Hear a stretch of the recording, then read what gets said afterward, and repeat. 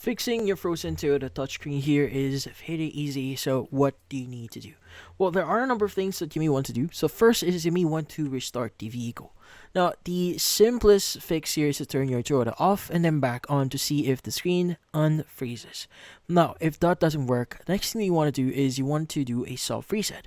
Now, what you need to do is you want to press and hold the power or volume buttons for about 10-20 seconds until the Toyota logo appears. Now, this refreshes the system without deleting your settings. Now, also, you may want to check the basics here. So make sure the car is on and the touchscreen is clean from dust or smudges so it can respond properly. Now, if you have a bit of a dirty touchscreen here, that can actually affect with how you interact with the screen itself. Now, also, you may want to do or perform a hard reset. Now, turn off the vehicle, open the hood, disconnect the negative battery terminal for a few minutes, then reconnect it again to reset the system.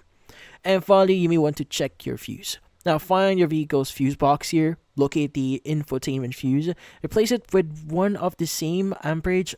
If it's blown, use the owner's manual for guidance. But that's about it. So hopefully this video was able to help you like and subscribe to our channel. Thank you for watching.